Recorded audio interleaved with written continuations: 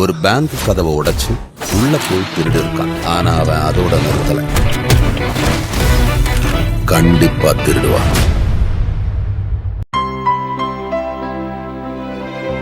இனிமே கண்ணை மூடிட்டு கடலை எண்ணெய் வாங்கலாம். ஏன்னா மந்த்ரா கடலை எண்ணெய் இதயத்தின் தயாரிப்பு. வறுக்க பொரிக்க ஏன் எல்லா சமையலுக்கும் மந்த்ரா தான். மந்த்ரா கடலை எண்ணெய், அபார ருசி, ஆரோக்கியமான உடல் நலம். கோடை காலத்தில் ஏற்படும் வெப்ப அலை தாக்கத்தால் விளிம்பு நிலை மக்கள், பொருளாதாரத்தில் பின்தங்கிய பிரிவினர், திறந்த வெளியில் பணிபுரியும் தொழிலாளர்கள், வீடற்ற மக்கள் பெரும் பாதிப்புக்குள்ளாகி வருகின்றனர். கடும் வெப்பம் காரணமாக முதியோர், குழந்தைகளுக்கு உடல்நலக்குறைவு ஏற்படுகிறது. இது தவிர வாழ்வாதார இழப்புகளுடன் தீ விபத்து போன்ற அபாயங்களும் அதிகரித்துள்ளன. இதை கருத்தில் வைத்து தேசிய மனித உரிமைகள் ஆணையம் அனைத்து மாநிலங்கள் மற்றும் டெல்லி யூனியன் பிரதேச தலைமை செயலர்களுக்கு கடிதம் எழுதியுள்ளது.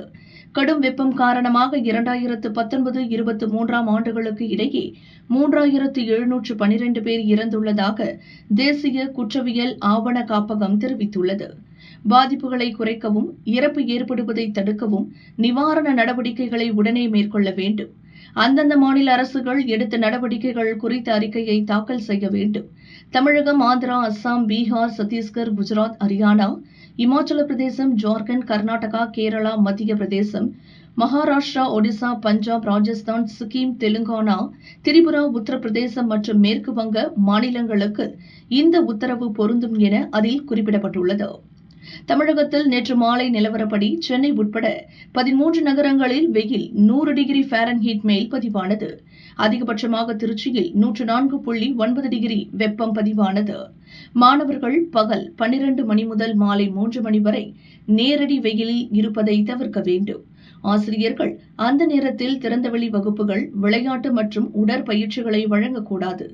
ஆசிரியர்கள் ஒவ்வொரு பாடவேளை தொடக்கத்திலும் மாணவர்கள் போதுமான அளவு தண்ணீர் குடிப்பதை உறுதி செய்ய வேண்டும். காஃபி, கார்பனேற்றப்பட்ட குளிர்பானங்கள் மற்றும் அதிக சர்க்கரை உள்ள பானங்களை தவிர்க்க வேண்டும். பச்சிளம் குழந்தைகள், கர்ப்பிணியர், முதியோர் மற்றும் இதய நோய் பாதிப்புள்ளோர் வெயிலில் கூடுதல் எச்சரிக்கையுடன் இருக்க வேண்டும்.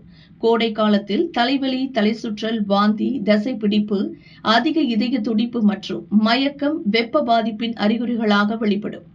இதுபோன்ற கடுமையான பாதிப்புகள் ஏற்பட்டால் உடனடியாக மருத்துவரை அணுக வேண்டும் என ஆசிரியர்கள், மாணவர்கள், பெற்றோருக்கு தமிழக பள்ளிக் கல்வித்துறை இயக்குநர் கண்ணப்பன் அறிவுரைகள் வழங்கியுள்ளார்.